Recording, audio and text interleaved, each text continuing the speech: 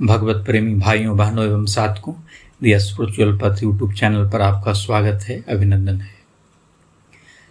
कैसे करें गृहस्थ जीवन में भगवत प्राप्ति? आइए आज इस विषय पर चर्चा करते हैं। इसकी शुरुआत परमात्मा का ध्यान करते हुए करते हैं।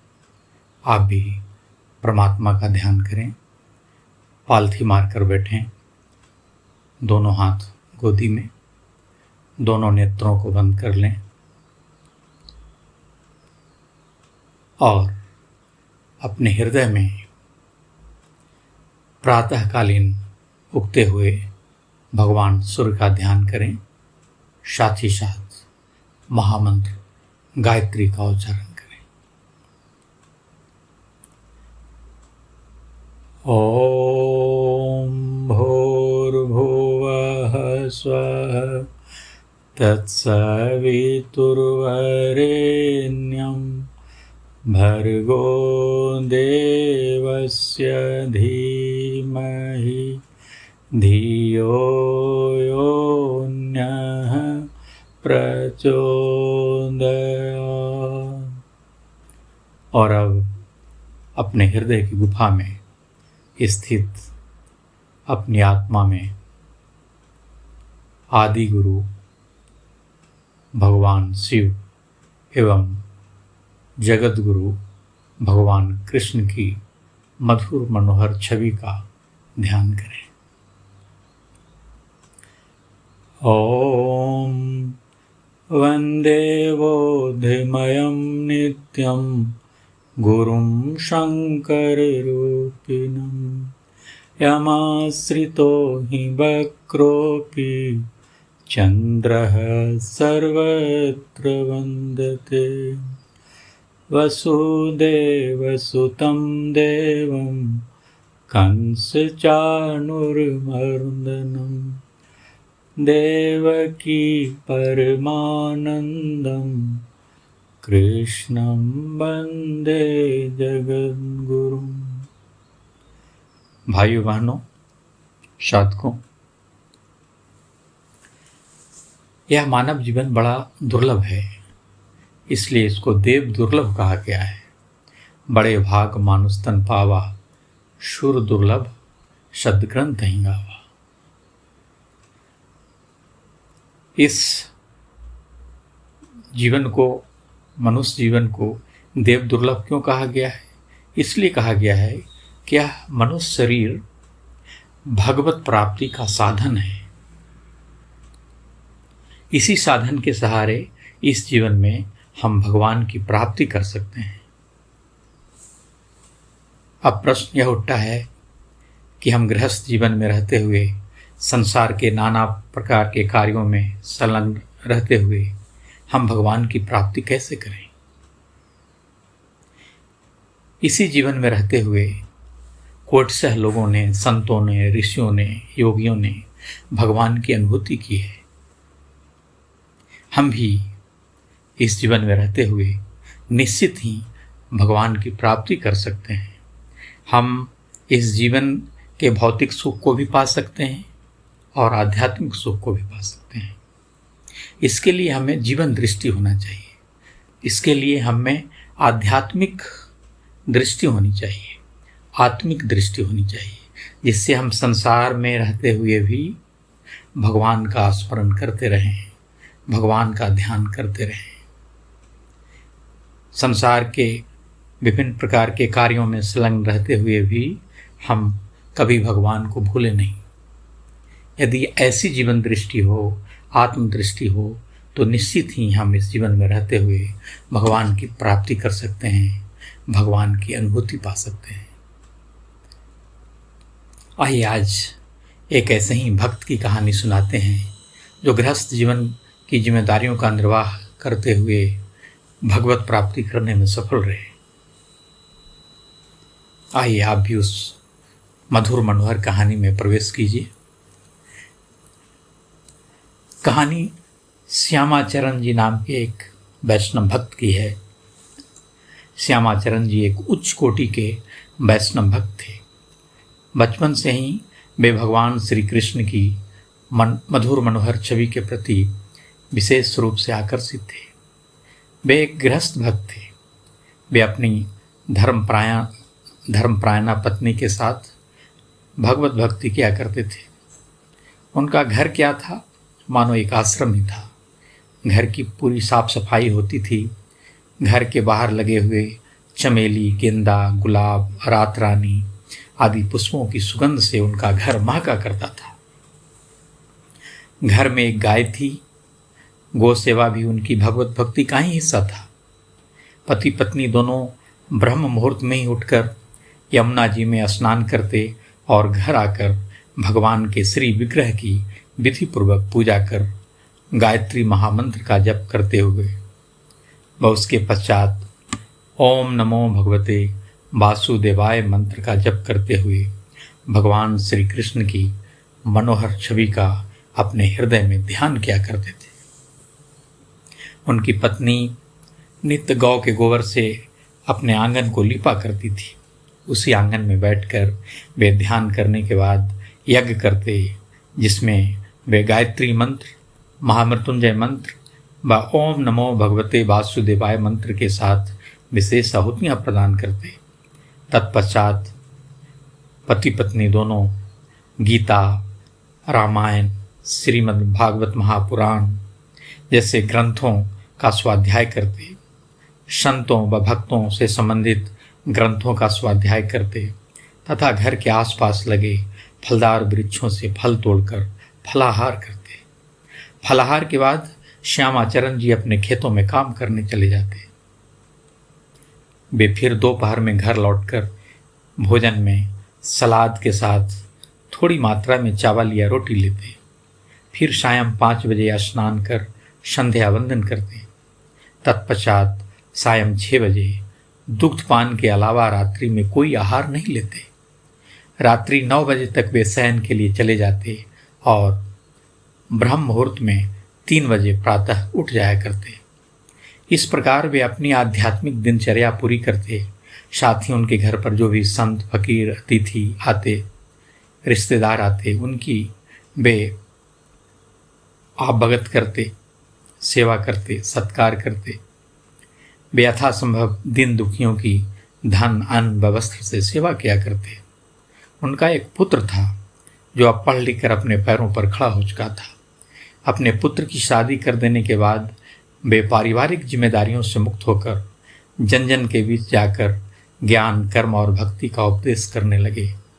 उसी क्रम में वे यमुनापुर गांव में भगवत उपदेश करने पहुँचे। उनके अमृत उपदेश को सुनने को वहाँ हजारों लोग बैठे थे। श्री श्यामाचरण जी ने उपदेश देते हुए कहा, धर्मानुरागी भाइयों एवं बहनों, हमारा यह देव दुर्लभ मानव शरीर पशुपत जीवन जीने के लिए नहीं है, बल्कि देवता बनने व देवता की तरह जीवन जीने के लिए बना है। यह जीवन भगवत प्राप्ति के लिए मिला है। यह जीवन साधन है भगवत प्राप्ति का। सिर्फ पेट, परिवार व प्रजनन के लिए जीना पशुपत जीवन है, पर भगवतमय जीवन जीना ही दिव्य जीवन है। परोपकारमय जीवन जीना ही दिव्य जीवन है। भगवतमय जीवन जीना ही आध्यात्मिक जीवन है और यही इस जीवन का उद्देश्य भी है। हमारा यह मानव शरीर परमात्मा की प्राप्ति व अनुभूति के लिए मिला है। अस्तु हमें पारिवारिक व सामाजिक कर्तव्यों को पूरा करने के साथ साथ नित्य भगवत उपासना, भगवत भक्ति, भगवत ध्यान भी करते रहना चाहिए, जिससे हमारे मानव जीवन का जो मूल प्रयोजन है, मूल उद्देश्य है, वह पूरा हो सके। फिर वे बोले, मनुष्य होकर भी सिर्फ पेट के लिए जीना, परिवार के लिए जीना, प्रजनन के लिए जीना और इस जीवन को समाप्त कर लेना, भला यह भी कोई जीवन है? ऐसी जिंदगी तो हम पशु पक्षी आदि योनियों में भी जी चुके हैं। पशु पक्षी भी ऐसा जीवन जीते हैं। उनका भी जीवन पेट, परिवार और प्रजनन के लिए सीमित रहता है। फिर मनुष्य शरीर पाकर भी हम ऐसी निकृष्ट जिंदगी क्यों जिए? पशुपत जीवन क्यों जिए? मनुष्य योनि भोग योनि नहीं है, बल्कि कर्म योनि है। इसलिए श्रेष्ठ कर्म करते हुए हमें इस जीवन को खुशहाल बनाने के साथ साथ भगवत प्राप्ति के लिए भी प्रयास अभ्यास करते रहना चाहिए। अतः समझदारी इसी में है कि हम ऐसी जिंदगी जिएं जिससे हम धर्म, अर्थ, काम और मोक्ष आदि पुरुषार्थ चतुष्ट की प्राप्ति कर सकें और अपने जीवन को सफल बना सकें। फिर उन्होंने आगे कहा, भौतिक सुख क्षणभंगुर है, पर आत्मिक सुख, आध्यात्मिक सुख अस्थायी है। इसलिए निरंतर भगवत भक्ति करते हुए जब व्यक्ति को आत्मिक सुख की अनुभूति होने लगती है, तब वह सदा शांत, प्रफुल्लित, उल्लसित और आनंदित रहता है, जबकि सिर्फ भौतिक सुख साधन जुटाने वाले लोग दुखी रहते हैं।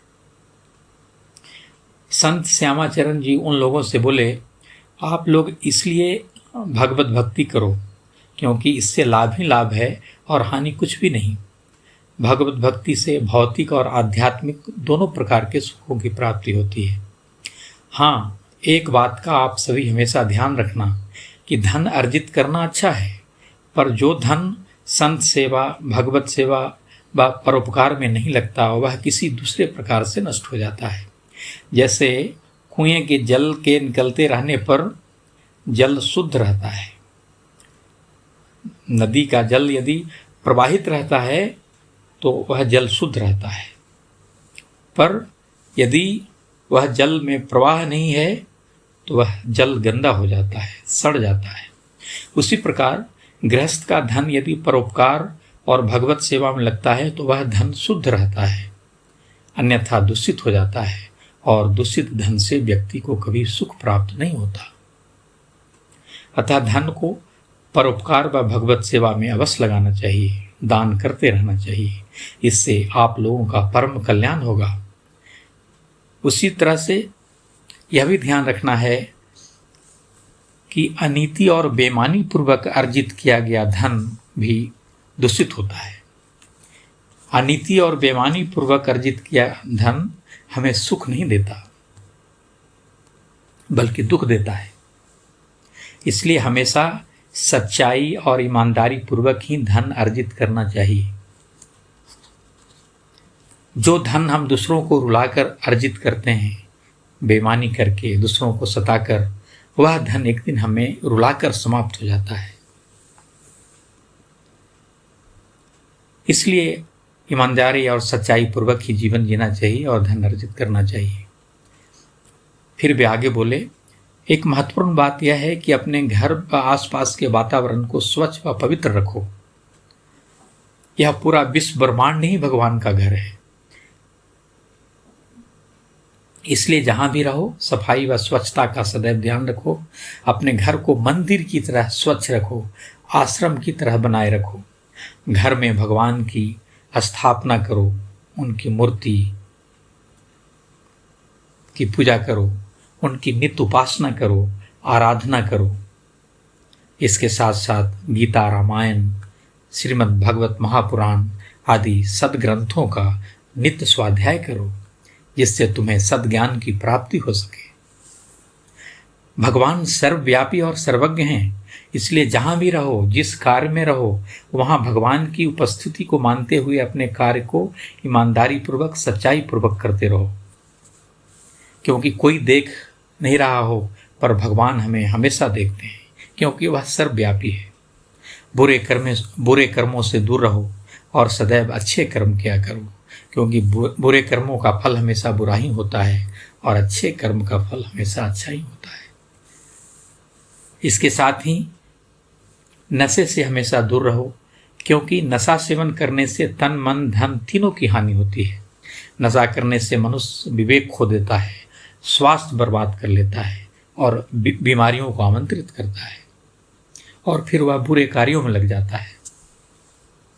इस प्रकार अमृत उपदेश देते हुए श्री श्यामाचरण जी वहाँ से विदा हुए। लोगों ने अश्रुपूरित नेत्रों से उन्हें विदा किया और साथ ही उनके बताए मार्ग पर चलने का संकल्प भी लिया। श्यामाचरण जी जब तक रहे अपनी आध्यात्मिक जीवनचर्या के साथ जन कल्याण के रूप में भगवत कार्य करते रहे। अंत में शरद पूर्णिमा की रात्रि में भगवान कृष्ण की भक्ति में तन्मय होकर उन्होंने शरीर त्याग दिया और उनकी आत्मा परमात्मा में हमेशा हमेशा के लिए विलीन हो गई। भक्त का भगवान में विलय हो गया। तो यह कहानी यहीं समाप्त होती है।